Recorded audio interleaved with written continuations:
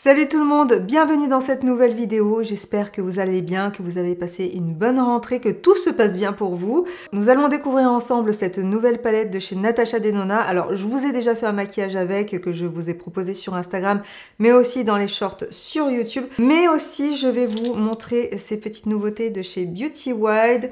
Je vais voilà, vous parler de plein de choses. Je vais vous montrer des techniques de maquillage, vous donner des conseils comme d'habitude. Mais vous allez voir que j'ai un petit peu envie de parler dans cette vidéo. Donc j'espère que vous êtes prêtes. Installez-vous, prenez un café, une boisson, de quoi grignoter. J'espère que ça vous plaira. Mais avant de commencer, cette vidéo est en partie en partenariat avec Look Fantastic. Donc vous le savez, nous avons un partenariat mensuel avec ce site sur lequel vous allez pouvoir retrouver plein de produits de maquillage, de produits pour les cheveux, des soins, etc. Voilà, tout ce qui touche à l'univers de la beauté et des soins et du bien-être. Mais chaque année, Look Fantastic sort aussi son calendrier de l'Avent. Donc je vous insère quelques images du calendrier. Et à la fin de cette vidéo, j'ouvrirai avec vous 5 cases. Je vous ai demandé sur Instagram de choisir 5 numéros. Donc je vais ouvrir les numéros qui sont le plus revenus. Je les ouvrirai avec vous. Bien sûr, je ne vais quand même pas vous spoiler la case numéro 24 et la case numéro 25. Parce que le calendrier Look Fantastic contient 25 cases et coûte 120 €. Et à l'intérieur, vous retrouverez pour 650 € de produits.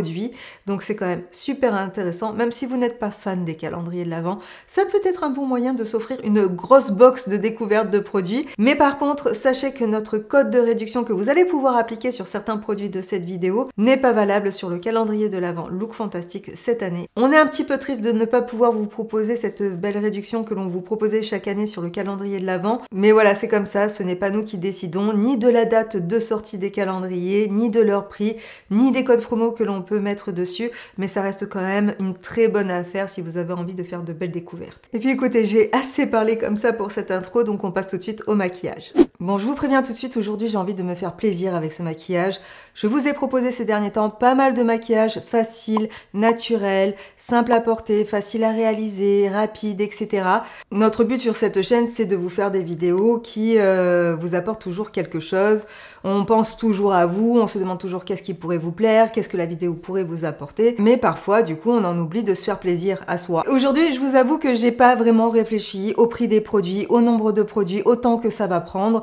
J'ai juste envie de passer un moment avec vous, d'utiliser mes produits de maquillage, d'en discuter avec vous, et voilà! Et je vais commencer avec ce produit de chez L'Oréal qui est le Lumi Glotion, qui est un fluide enlumineur éclat. Je l'ai pris en teinte 903. Je vous l'ai déjà présenté en teinte 901 si je ne me trompe pas. Mais là, cette fois-ci, je l'ai pris dans une teinte un peu plus soutenue pour me donner un petit hâle. Voilà. En fait, c'est un produit qui va apporter de la lumière et qui va vous servir soit de base, soit de touche lumière sur le visage. En général, moi, je préfère l'appliquer avant le fond de teint, mais vous pouvez très bien l'utiliser seul. Vous pouvez aussi le retapoter par-dessus votre fond de teint. Vous pouvez l'utiliser juste en toute petite touche sur le visage aux endroits où vous avez envie d'apporter de la lumière. Alors c'est très bizarre parce que là en l'appliquant j'ai l'impression qu'il contient moins de nacre et qu'il est moins lumineux que le 901. Mais c'est peut-être dû à la teinte du produit, hein. Comme il est un petit peu plus foncé, forcément ça a tendance à assombrir un peu plus mon visage. Et quand je dis assombrir, c'est pas dans le sens où ça va le rendre terne, hein, parce que comme vous voyez, ça reste quand même très joli sur la peau. Je vais quand même regarder d'un petit peu plus près. J'essaie d'attraper mon miroir. C'est très joli et effectivement, ça a un tout petit peu hâlé mon teint, mais tout en gardant un effet naturel sur la peau. Il y a une légère petite odeur, mais alors vraiment, faut mettre son nez dessus pour le sentir. Hein. Donc voilà, c'est pas un produit qui est hyper parfumé. Alors, pour parler un petit peu du thème de cette vidéo, j'avais envie d'en discuter avec vous parce que ces derniers temps, j'ai pu parler avec pas mal de mes clientes et il en est ressorti pas mal de choses que je savais déjà mais qui ont quand même toujours un petit peu tendance à m'interpeller. Quand j'entends les femmes parler de maquillage autour de moi, j'ai vraiment l'impression que c'est quelque chose avec lequel il faut faire super attention et j'ai vraiment l'impression qu'il y a une bonne partie de ces clientes ou de ces femmes avec lesquelles je discute qui ont toujours peur, voilà, de comment elles devraient se maquiller suivant tel ou tel événement, suivant les personnes avec qui elles vont travailler ou suivant les personnes qu'elles vont rencontrer dans la journée. Et je trouve quand même ça assez dingue parce qu'on est quand même en 2024, on devrait être à une époque où en tant que femme, on devrait pouvoir faire ce qu'on veut de notre image. mais je vois que même en France, on continue d'être jugé là-dessus. Je vais quand même essayer de continuer mon maquillage en vous parlant. Je vais appliquer maintenant ce fond de teint qui est le Studio Fix Everywhere All Over Face Pen, qui est le crayon correcteur total visage en français de chez MAC. Ça fait un petit moment que je ne l'ai pas utilisé et j'ai très envie d'essayer de me souvenir ce qu'il donne sur ma peau.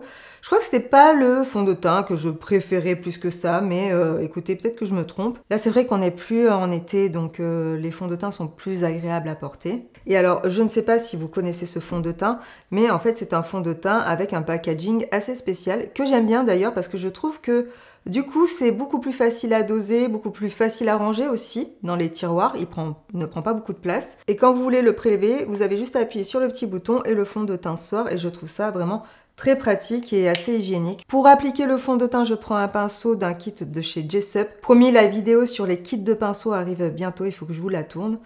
Mais comme je vous ai dit, aujourd'hui, j'avais vraiment envie de faire une vidéo voilà, qui me faisait plaisir. Alors, pour revenir au sujet de la vidéo, je pense que ça ne va pas être du tout construit parce que je n'ai pas du tout préparé cette vidéo. J'avais vraiment envie de vous faire ça, voilà, comme ça venait. Et donc, ce mois-ci, j'ai parlé avec deux femmes, une qui était une cliente et une dame, voilà, que j'ai rencontrée.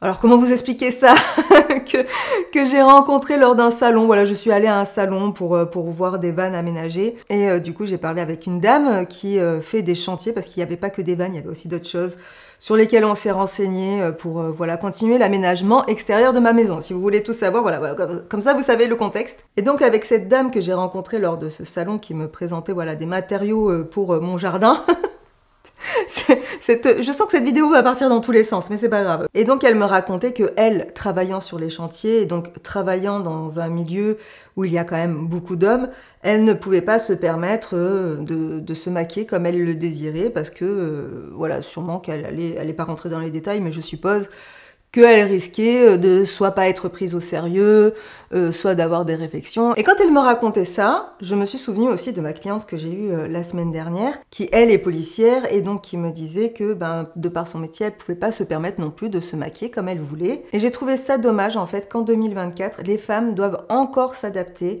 en fait au regard des autres.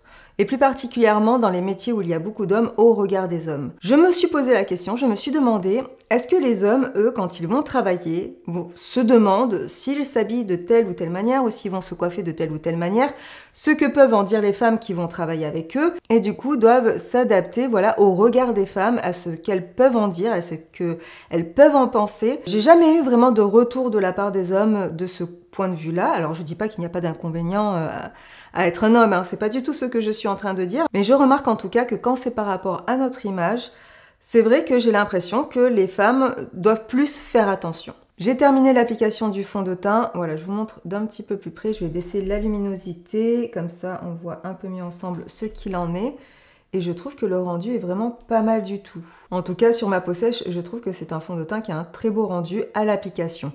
Après, si je me souviens bien, c'était surtout au cours de la journée que j'avais un petit peu de mal avec ce fond de teint, donc je vais le retester aujourd'hui et je vous mettrai un commentaire en barre d'infos pour vous dire ce qu'il en est en fin de journée. Voilà. Comme je vous ai dit dans une précédente vidéo, en ce moment j'aime bien appliquer mon fond de teint, mon bronzer et ensuite mon anti-cerne. J'ai pris un produit qui est certes un peu cher, mais comme je vous ai dit, j'ai envie de me faire plaisir aujourd'hui. Alors je vais appliquer ce bronzer de chez Yves Saint Laurent, qui est le All Hours Hyper Bronze, qui est une poudre de bronzage et pas une poudre de contouring. Et je l'ai pris en teinte numéro 3, qui est une teinte un petit peu foncée, mais comme je vais ensuite poudrer par-dessus, je sais que l'intensité va s'adoucir. Et pour l'appliquer, je vais prendre le pinceau numéro 5 de chez Reifer. Vous savez, j'adore cette marque de pinceaux, vraiment, ils font des pinceaux qui sont vraiment géniaux. Et je le pose, comme d'habitude, un tout petit peu en dessous de l'os de la pommette, pas vraiment dans le creux, mais quand même assez bas sur la pommette. Et ensuite, je le remonte petit à petit. Alors, ça paraît assez soutenu, ça paraît assez intense, mais c'est normal, hein.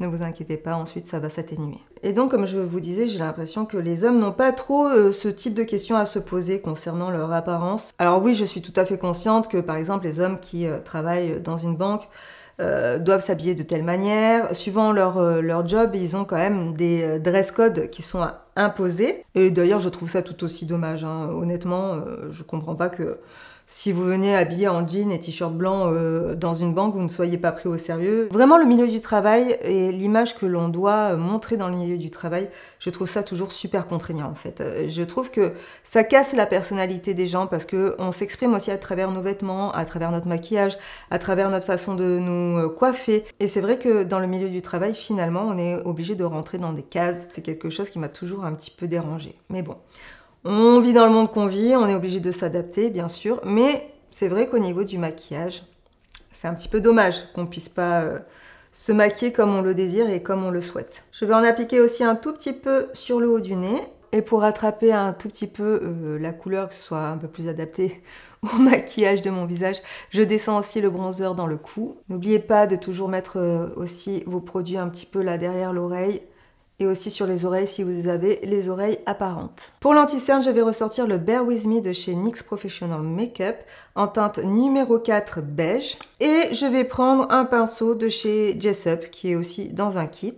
Et là, je fais comme à mon habitude, je vais en appliquer dans le cerne, dans le creux juste ici, sur les paupières, sur le coin externe. Donc voilà, dites-moi un petit peu vous ce que vous en pensez de tout ça par rapport au fait que les femmes doivent se maquiller en fonction de ce qu'on risque de leur dire au travail et surtout en fonction de ce que les hommes risquent de leur faire comme réflexion. J'avais vraiment l'impression en parlant avec ces deux femmes, en parlant avec celle qui était policière et celle qui travaillait sur les chantiers, qu'elles avaient vraiment envie en fait de se maquiller plus ou d'une autre façon que ce qu'elles font d'habitude et que du coup ben forcément elles s'en empêchent.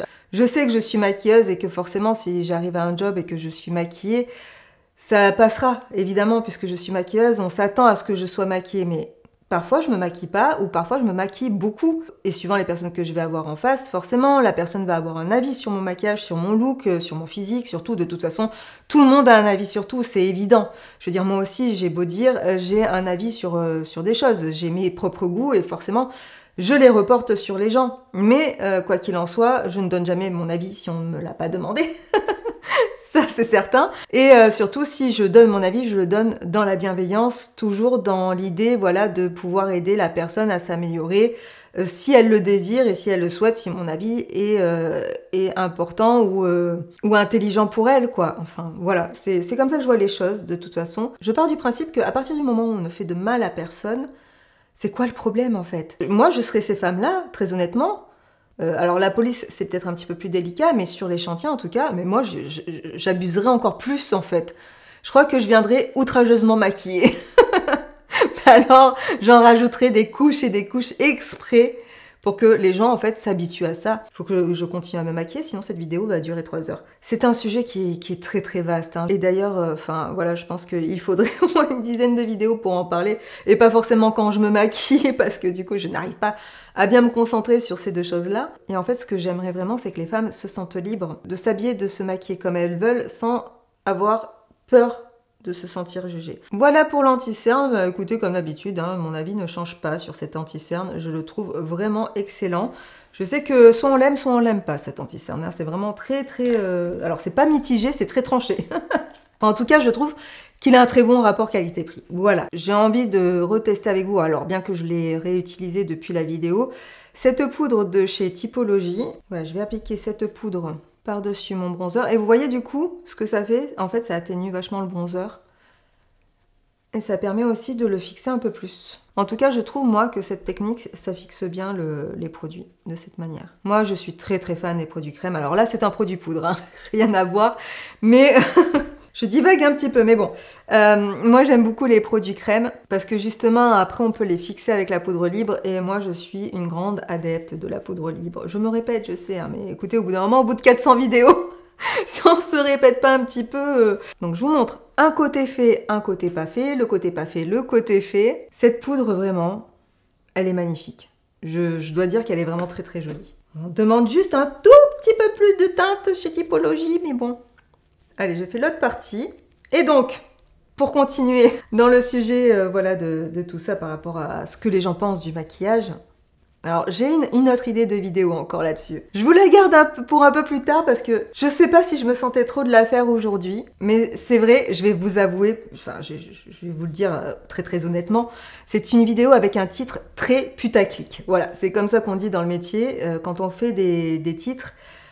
pour accrocher les abonnés qui cliquent sur la vidéo et qui se disent « Mais attendez, qu'est-ce que ça veut dire ce titre ?» Alors c'est vrai qu'on vous a pas trop habitué à ce genre de titre, mais j'ai quand même envie de le mettre.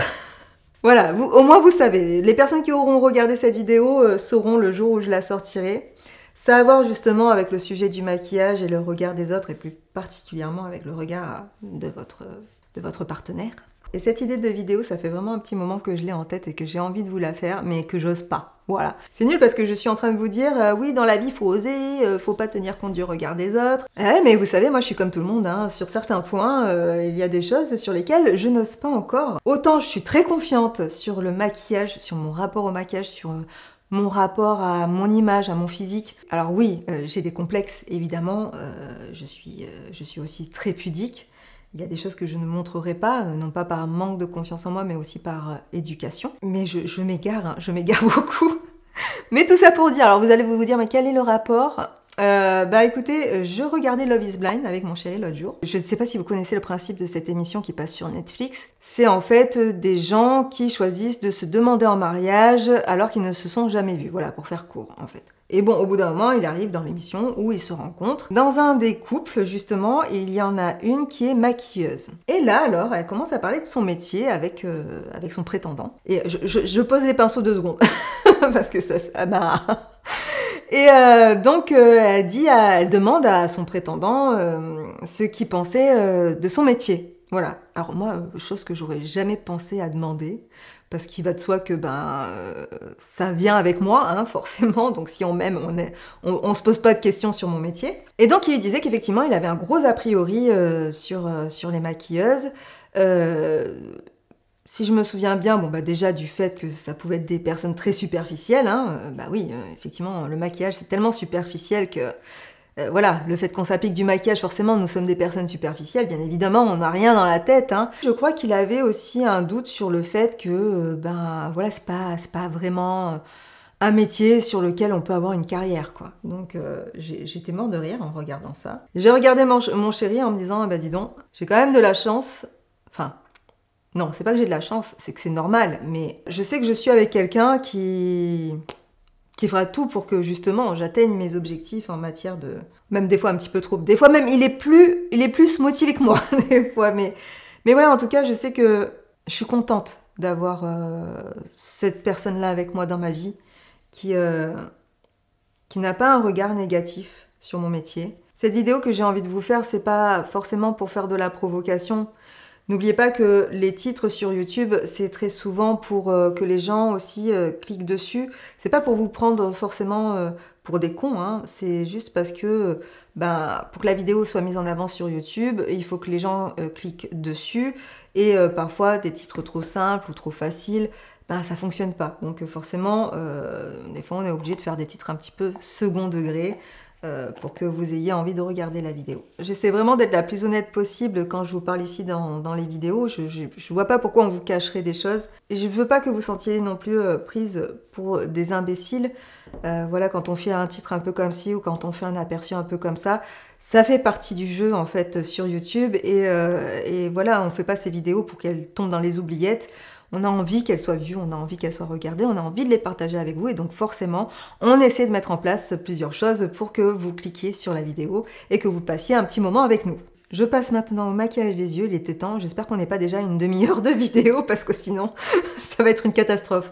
Mais bref, j'avais envie de vous ressortir cette palette de chez Natasha Denona, qui est la I Need a Warm palette. Alors déjà, pour vous en dire un petit peu plus sur cette palette qui est absolument magnifique, moi je la trouve très très jolie, c'est la sœur de la I Need a Nude palette qui, elle, est dans des tons nude comme son nom l'indique, mais plutôt froid. Et donc, parce que je connais bien Natasha Denona et elle me l'a dit, elle m'a dit « Tu sais Alicia, après la I Need a Nude palette, j'ai envie de sortir la I Need a Warm. » Je lui ai dit « Écoute Natasha, vas-y, sors-nous la I Need a Warm palette. » Voilà, donc la sœur de la I Need a Nude, et comme vous pouvez le constater, elle porte bien son nom, puisqu'effectivement, à l'intérieur, vous avez des fards à paupières plutôt chauds. Et je sais très bien ce que vous allez me dire dans les commentaires, qu'elle ressemble peut-être fortement à la Golden Palette. Donc effectivement, dans la Golden Palette, on a plus des fards dorés, et dans la I Need a Warm, on a plus de fards chauds. C'est vrai que ça reste quand même des palettes avec des couleurs neutres, naturelles, assez passe-partout, avec quand même des fards à paupières qui sont lumineux, qui vont apporter ce petit truc en plus justement à vos maquillages. Je vous fais pas plus de détails sur la Golden Palette parce que je vous en ai déjà parlé, donc n'hésitez pas à aller regarder les anciennes vidéos. Mais c'est une palette que j'adore, la Golden Palette. J'aime tout autant la I Need a Warm, qui vous allez voir contient aussi des fards qui sont vraiment magnifiques, dont le fard Phenomena, qui est un fard duochrome. C'est un fard donc qui change de couleur suivant comment la lumière vient taper dessus. Donc vous voyez, quand je le penche, il est légèrement vert doré, et quand je le remets un peu plus à la verticale, c'est un fard qui est un peu plus, je dirais, prune. Il contient, en tout cas, il contient un peu de rouge à l'intérieur. Donc vraiment, c'est un fard à paupières qui a un petit effet scarabée que j'aime beaucoup. Vous avez dans cette palette de 15 fards, donc 6 fards mat, et le reste, ce sont des fards à paupières satinés et lumineux, voire même pailletés pour certains. La seule chose que je pourrais reprocher à Natasha Denona avec la sortie de ces dernières palettes, c'est qu'effectivement, au niveau des harmonies, ça se ressemble pas mal. On reste sur des teintes neutres, qu'elles soient froides ou qu'elles soient chaudes. Moi, ce sont des palettes que j'ai dans mon kit de maquilleuse professionnelle. J'ai la Glam Palette, j'ai la I Need a Nude, j'ai la Golden Palette, j'aurai maintenant la I Need a Warm Palette, et j'ai aussi la Xenon, ou la Xenon, qui est aussi très bien parce qu'il y a pas mal de noir, de gris, etc. à l'intérieur. Donc c'est vraiment les 5 palettes que j'emporte tout le temps avec moi, que j'ai tout le temps dans ma palette de maquilleuse professionnelle, parce qu'avec ces palettes-là, je peux quasiment répondre à tous les besoins de mes clientes. J'aurais quand même aimé, et j'espère que ça sera le cas pour la prochaine sortie, et je croise les doigts très fort qu'elle nous sorte une palette un peu plus colorée, parce que c'est bon, maintenant on a les bases, on a les basiques, maintenant on veut un peu plus de fun, hein.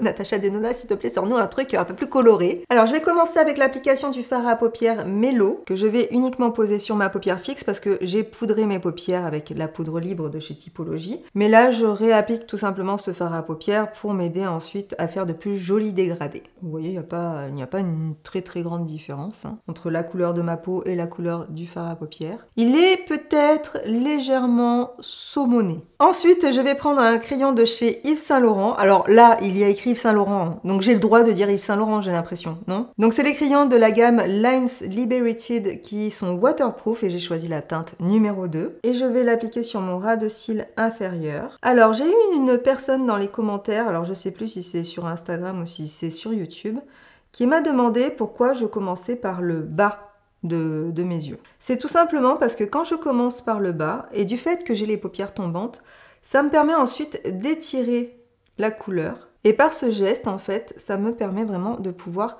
lifter, voilà, mon regard directement, et ensuite d'avoir un repère sur mes paupières supérieures qui me permettra de commencer le maquillage à partir de cette ligne. Voilà, tout simplement. C'est pour ça que je commence par le bas. Bien sûr, ce n'est pas quelque chose que vous êtes obligé de faire, de maquiller votre dessous d'œil. Ça, c'est suivant votre appréciation et suivant vos goûts. Mais aujourd'hui, comme j'ai envie de faire un maquillage un peu plus chargé, forcément, je vais maquiller mon dessous d'œil. Et c'est un crayon qui, bien que waterproof, vous avez quand même le temps de le travailler un tout petit peu. Mais je vous conseille vraiment de d'abord faire un œil et ensuite de l'appliquer sur le deuxième œil. Parce que sinon, le temps que vous travaillez le premier œil, le deuxième œil va sécher, enfin le deuxième trait de crayon va sécher, et vous aurez du mal ensuite à le dégrader, à l'étirer. Donc là, par-dessus le crayon, j'applique le fard à paupières Flash Shower. Alors il est très intriguant ce fard à paupières, parce que c'est un fard à paupières, j'ai l'impression, quand je mets mon pinceau dedans, qui est mi-poudre, mi-crème. Voilà, j'adore ce genre de texture. Donc pourquoi ne pas appliquer tout simplement le fard à paupières tout seul et ne pas mettre de crayon en dessous? Eh bien parce que je trouve que parfois d'appliquer un crayon en dessous du fard à paupières, ça l'aide à mieux tenir, d'autant plus que là c'est un crayon qui est waterproof. Donc comme ce fard à paupières, et ça tombe bien, mais c'était pas du tout, c'était pas du tout réfléchi, mais finalement c'est pas mal. Vu que c'est un fard à paupières qui est un peu crémeux aussi, ça peut l'aider aussi à tenir plus longtemps. Voilà, alors aujourd'hui, comme j'ai envie de faire un maquillage qui est vraiment assez soutenu, et bien que j'ai des yeux qui soient pas non plus immenses, j'ai quand même envie, voilà, de vraiment beaucoup maquiller le dessous d'œil. On verra ce que ça donnera, autant je me plante, hein. Mais écoutez, moi je tente des choses et je les tente avec vous et j'espère que vous êtes contente. Et vraiment, je vous incite vous aussi à tenter des trucs, voilà. Tenter le maquillage, ça s'enlève à la fin de la journée, vraiment. Toujours en prenant le même pinceau, je vais reprendre le même fard à paupières. Eh ben dis donc, ce fard est bien pigmenté, hein. Oh là là. J'aime ce que je vois là, ouais.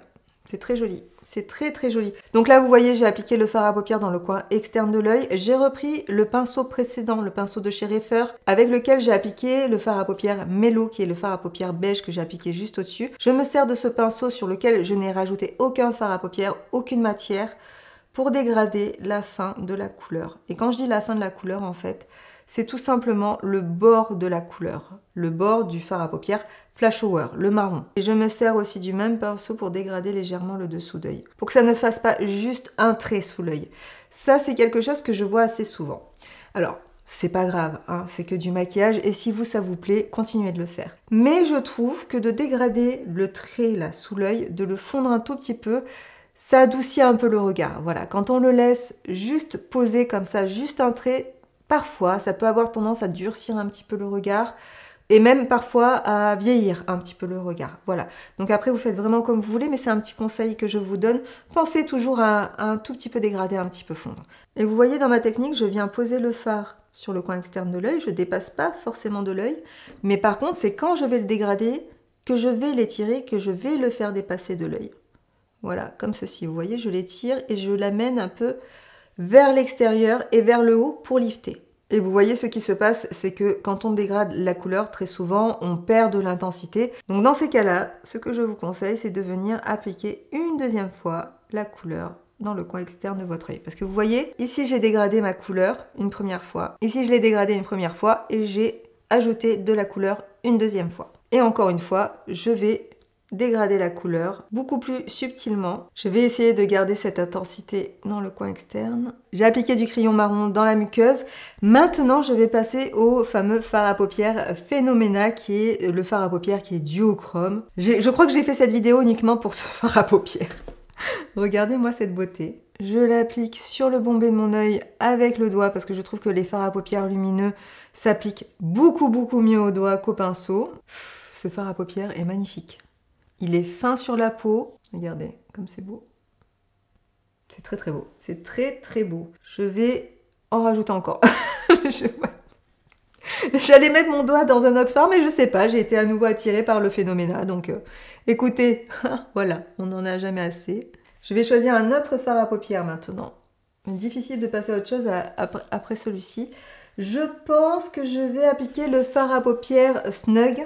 Pareil, hein, je le prélève au doigt et je l'applique dans le coin interne de mon œil. Enfin, sur le coin interne de mon œil. Pas dans le coin interne, sur le coin interne. Je pense que c'est peut-être mieux. Alors, en plus, ce qu'il y a de bien avec ces couleurs, si jamais vous avez les yeux verts, je pense que ça fera bien ressortir la couleur de vos yeux. Parce que vous voyez, moi, j'ai les yeux verts. Et comme il y a une petite pointe de rouge dans cette palette, dans certains fards, et comme le rouge est la couleur complémentaire du vert, je pense que ça peut être une palette qui pourrait vous plaire. Alors, elle ira très bien aussi aux yeux marrons, elle ira aussi très bien aux yeux bleus et autres couleurs d'œil, gris, etc. D'ailleurs, n'hésitez pas à aller voir les vidéos de mes consoeurs hein, pour voir un petit peu sur leur couleur d'œil, comment leur couleur d'iris, comment ça ressort et comment... Mais je pense que sur les yeux verts, oui, c'est plutôt pas mal. Avec un petit pinceau boule de la marque Jessup, je prélève un peu de fard à paupières Pep et je vais l'appliquer au ras des cils parce que je ne sais pas si vous voyez, mais entre les cils, on voit encore ma peau. Donc j'ai vraiment envie d'avoir une belle intensité au ras des cils et qu'il n'y ait pas de manque. Donc c'est pour ça que je prends un petit pinceau, quelque chose de plus fin. Et le fait que le pinceau soit plus petit et plus fin, ça me permet de bien aller entre les cils. Et cette couleur se rapproche pas mal de la couleur Flash Over. Donc de ce fait, ça me permet d'avoir un plus joli dégradé. Voilà.